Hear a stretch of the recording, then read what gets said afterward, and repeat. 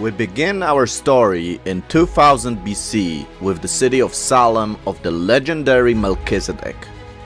The source of life for the city was the Gihon Spring, which provided water for the settlement.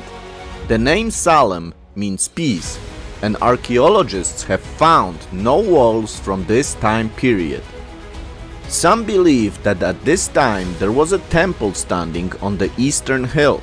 Others suggest the remains of the sanctuary came from the Iron Age period. You are now looking at the eastern ridge where future city of David will stand. Now let's go up to the Mount of Moriah. Here lays, according to the Jewish tradition, the foundation stone of the whole earth. We travel now to the city of Jebus, where the Jebusites built a fortified city. The Jebusites knew that it is critical to protect the Gihon Spring, and so they built massive walls and protective towers to guard the spring. Foundation of this tower can be seen in the city of David today.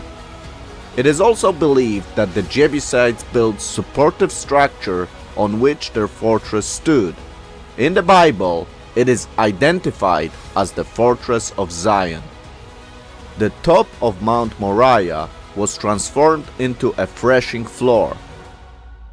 This is the threshing floor which David will purchase in the future from the Araunah the Jebusite. People used to build such threshing floors on the top of mountains so that the wind could separate the chaff from the grain. Israel's history with this place begins with King David, who conquered the city from the Jebusites. In the place of the fortress of Zion, David built his own palace. The city from now on is known as the City of David. Jerusalem becomes the capital city for all the 12 tribes of Israel. Today, archaeologists found remains that could be part of David's palace and capitals of pillars from this time period. Looking at the placement of David's palace, we can imagine where Bathsheba's house could be located and how David could observe her from his palace.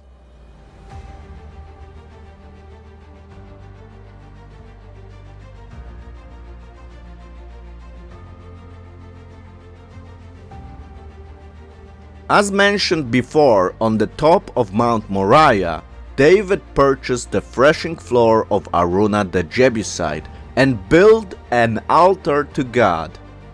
The true splendor of Jerusalem could be observed under King Solomon, who was David's son. During Solomon's rule, Jerusalem became a wonder city with great riches from around the world. People from all corners of earth would pilgrim just to experience the beauty of the city. Solomon built many spectacular buildings like the Forest of House of Lebanon, the throne room, the royal palace, and a magnificent courthouse. Of course, the most spectacular was the temple built on Mount Moriah. Let's get a closer look at those buildings. First, we visit the Forest House of Lebanon. The Bible describes the huge house as a large rectangular building divided by 4 rows of pillars. Various references are made to the golden shields of guard and the precious golden vessels which were kept in the house. Moreover, the king made a great throne of ivory and overlaid it with the finest gold. There were 6 steps to the throne, and 12 lions stood there on one side and on the other upon the 6 steps. This was truly unique, and no kingdom had such a wonderful throne. Solomon also built an impressive palace for himself. It must have been a huge building that created envy of many monarchs. We also read that Solomon built a separate house for the daughter of Pharaoh, who he married. Unfortunately, the marriage with pagan wives caused Solomon to stumble morally. Solomon also built a public court. Solomon was not only rich, but most importantly, he was wise and a great judge.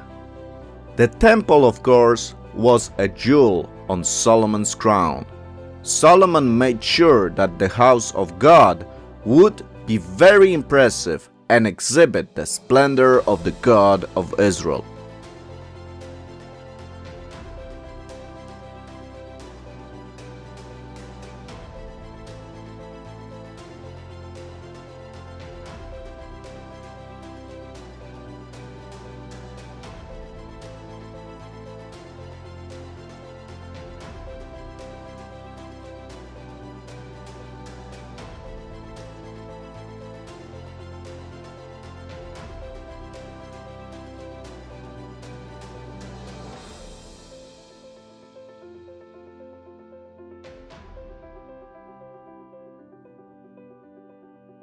Jerusalem continued to grow, and soon the eastern ridge was too small to house the growing population. People started to settle on the western hill.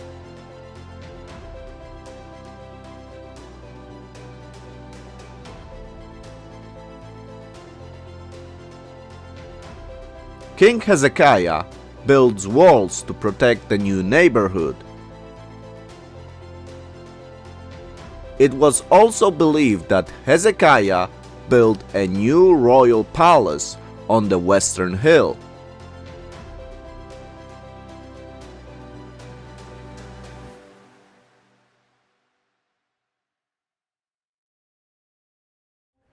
To provide the city with more water supply and protect the water source, Hezekiah built a new tunnel which directed the water to the pool of Siloam.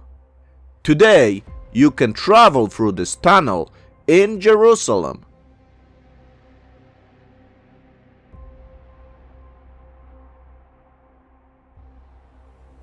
Hezekiah and Jerusalem survived the Assyrian invasion, but soon a new threat would come. In 605 BC, Jerusalem is besieged by the Babylonian army, which destroys Jerusalem and its temple in 586 BC. People are taken to exile, and the city is destroyed for 70 years.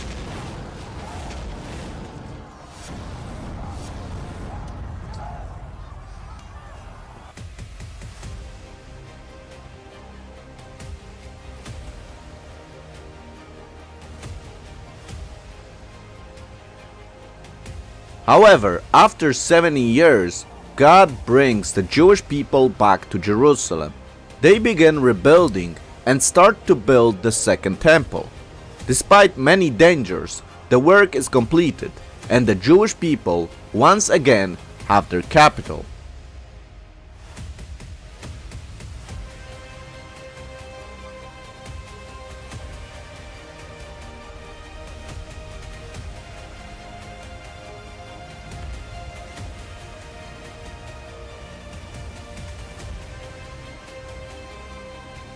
However, peaceful days are over, and soon the Greeks take control over the Promised Land. Antiochus Epiphanes forces Jews to abandon their religion. The walls of Jerusalem are destroyed, and a new fortress of Acra is built to control the Jews in Jerusalem. The Jewish people, however, rebel and destroy the Acra fortress. The uprising is known as the Maccabean Revolt, and its results are celebrated through the holiday of Hanukkah. After the Greeks came the Romans, who appoint Herod as a king of the Jewish people. This model presents Jerusalem at its peak when Herod completed his major projects, including the expansion of the temple complex. Josephus estimates that during the holidays, Jerusalem's population could reach 1 million people. The temple needed to be expanded greatly to provide services for some many pilgrims from around the world. Here you can see a view of the city of David, but most of the important buildings were now built on the western hill. Herod's temple was an architectural miracle and resembled some of the finest engineering achievements. Herod created many new gates that led people to the temple complex. From south 2, from west 4, from north 1, and from east 2.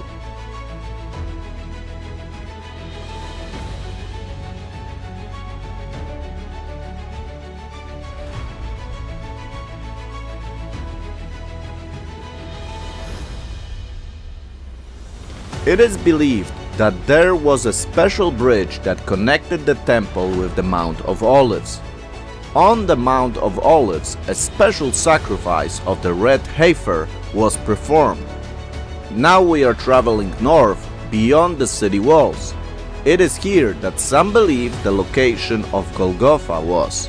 Today in this spot is the Garden Tomb next to the Damascus Gate.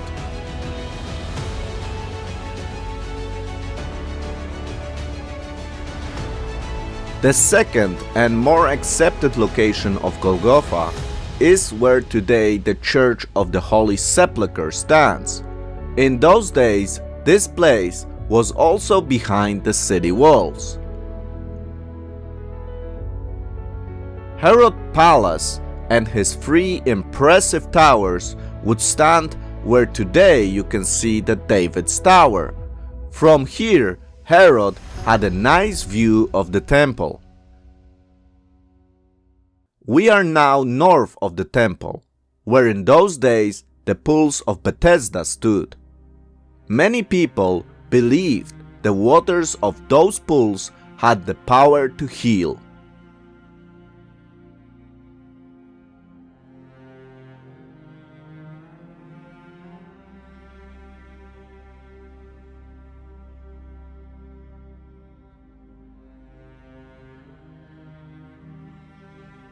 The second important source of water were the pools of Siloam. Those pools were located at the bottom of the city of David, and their remains can be observed today.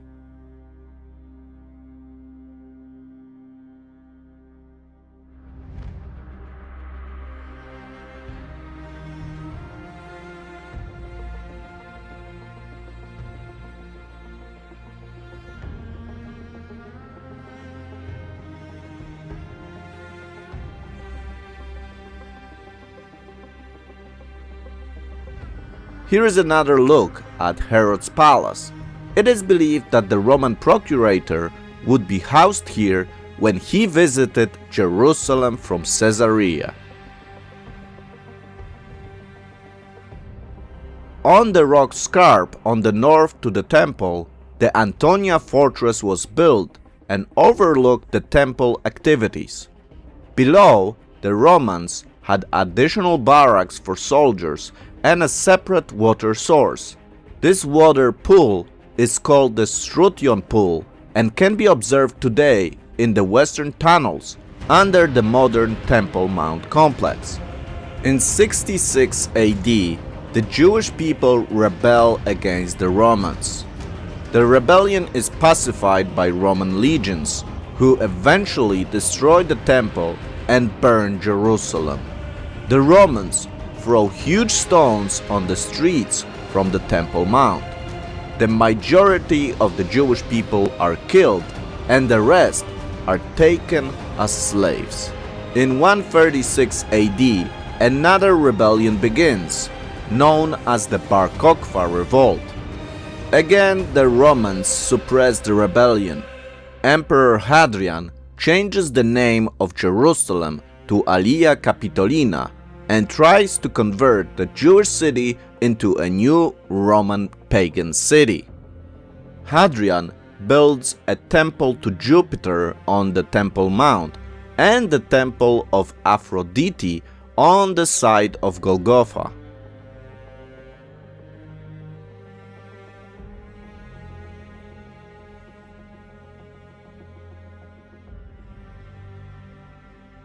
Many projects are proposed to build and totally erase the Jewish history from Jerusalem. Hadrian's ambitious plan to transform Aelia Capitolina into a great Roman city do not come to realization, and Aelia Capitolina never achieved its desired importance. The city becomes insignificant. With the spread of Christianity, Jerusalem once again becomes the location of interest for many pilgrims. Constantine's mother, Helena, begins the project of building many new churches in Jerusalem. The Temple of Aphrodite is replaced by the Church of the Holy Sepulchre.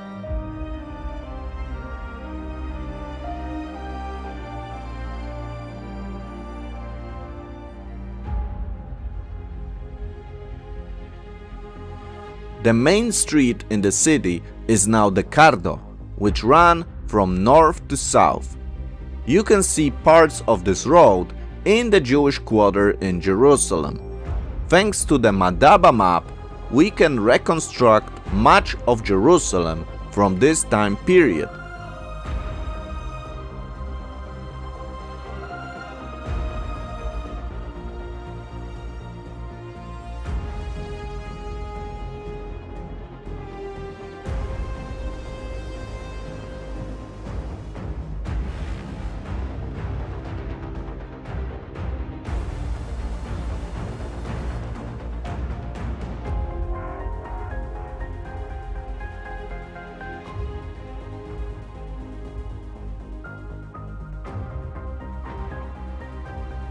One of the biggest churches in the city was the Noah Church, meaning a new church.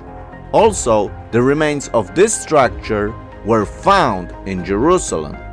Other churches mentioned in this period are the Hagia Zion Church,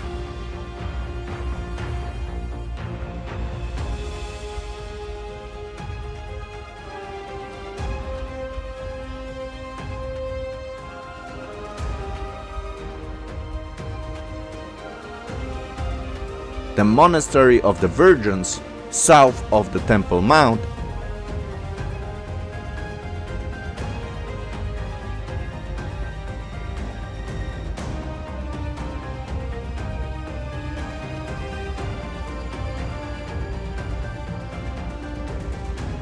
the Gethsemane Church on the Mount of Olives,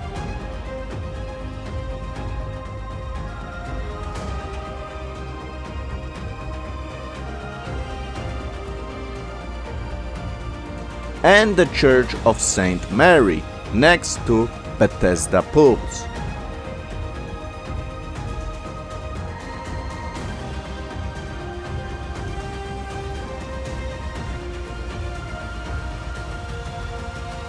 The Temple Mount at this time was not developed, and people used it as a field for growing crops.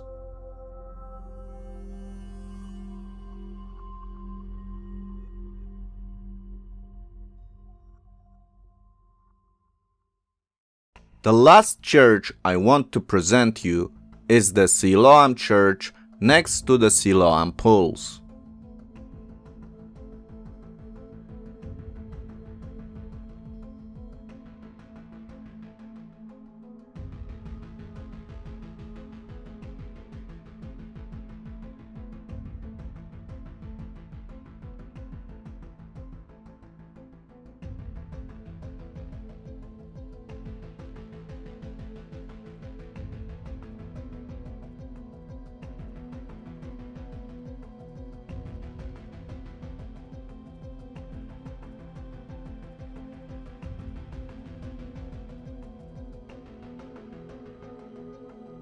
In the 7th century, a new religion floods the Middle East. Islam is now the main power in the region, and Jerusalem is eventually conquered by the Muslims and converted to a Muslim city. During this time, the Temple Mount once again regains its importance as an Islamic shrine.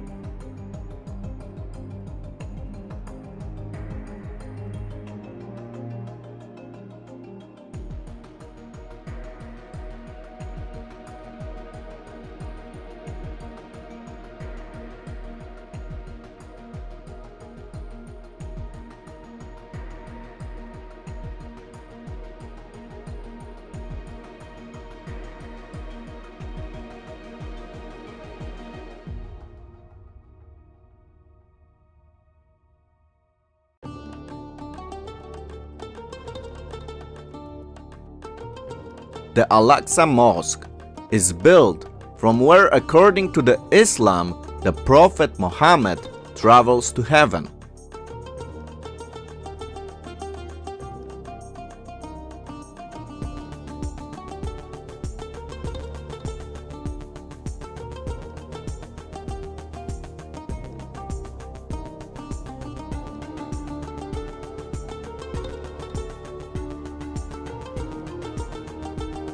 On the side where the Jewish temple used to stand, the Dome of the Rock is built.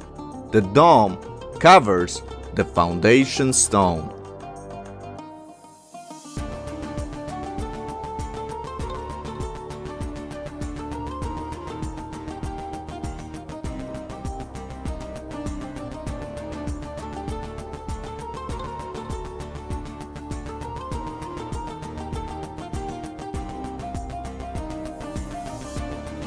Here you can see a 3D model of the Golden Gate, which was eventually sealed up, and today there is a Muslim cemetery in front of it. According to Jewish prophecy, the Messiah will enter Jerusalem from the Mount of Olives and through the Eastern Gate. Perhaps the Muslim, knowing this, wanted to prevent that from happening.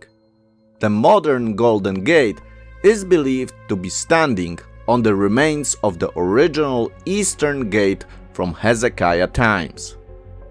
And here, once again, you can see the outlines of the major periods.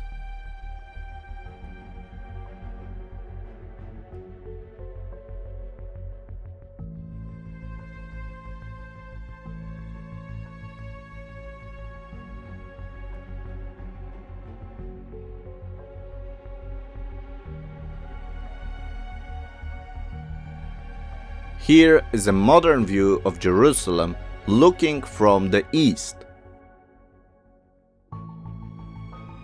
And here you can see the topography of Jerusalem, its 3 hills and 3 valleys.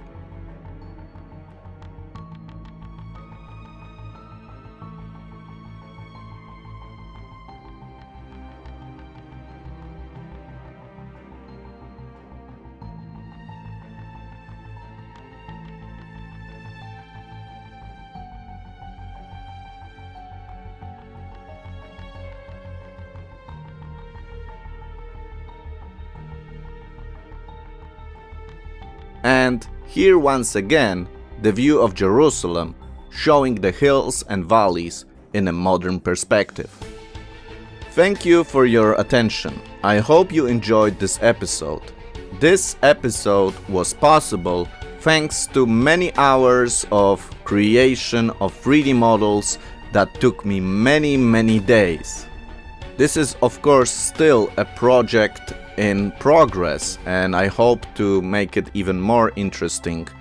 But for now, I hope you enjoyed how we moved from the different time periods thanks to the 3D models I have created. I want to give a special thank you for all the people who decided to support this channel, and thanks to whom I am able to continue this work. If you would like to support me, you can do that by going to the main channel page and clicking the join button, or you can click on the Patreon button on the main channel page. Anyway, thank you for watching, and I wish you all the best, and I hope to see you in the next video. Shalom.